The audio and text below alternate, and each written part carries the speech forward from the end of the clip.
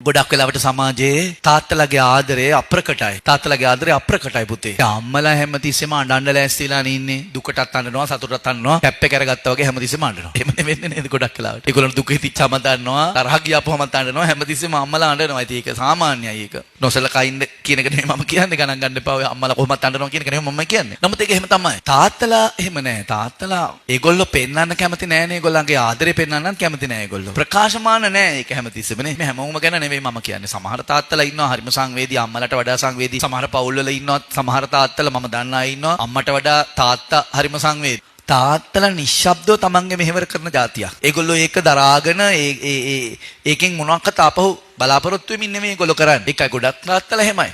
නිහඬව තමන්ගේ මෙහෙවර කරනවා. ඒකට ආපහු පෙරලා යමක් බලාපොරොත්තු වෙන්නේ නැහැ. සමහර තාත්තලා ඉන්නවා ගොඩාක් දුක් විඳලා දරුවන්ගේ ජීවිත ලස්සන කරන්න මහන්සි වෙනවා. දරුවන්ට ගාණක්වත් නැහැ. සමහර දරුවන්ගේ තාත්තලා ඉන්නවා කුලී වැඩ කරන ළමයි. පුංචි කාලේ නම් ළමයි තමන්ගේ තාත්තා මොනවා කරත් වීරයෙක්. තමන්ගේ තාත්තා අපි හිතමු නගර සභාවේ කුණුබක් කියද්දා දුවට හරි පුතාට හරි තාත්තා වීරයෙක්නේ. ජනාධිපතිගේ පුතාට තාත්තා වීරයෙක් වෙනවා වගේම කුණුබක් කිය අදින මිනිස්සයාගේ දරුවට තමන්ගේ තාත්තා වීරයෙක් වෙනවා. ඒක එහෙමම තමයි. නිසා තාත්තා කියන භූමිකාව දරුවෝ කොහොමද ඒකට ප්‍රතිචාර දක්වන්නේ කියන එක හරි වැදගත්. හැබැයි ඒ කොහොම ප්‍රතිචාර දක්වුවත් තාත්තගේ භූමිකාව වෙනස් වෙන්නේ නැහැ.